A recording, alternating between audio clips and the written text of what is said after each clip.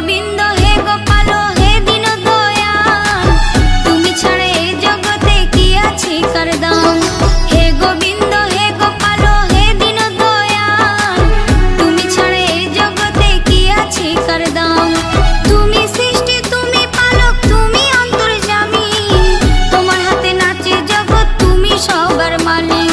তুমি সৃষ্টি তুমি পালক তুমি অন্তর্যামী, তোমার হাতে নাচে জগৎ তুমি সবার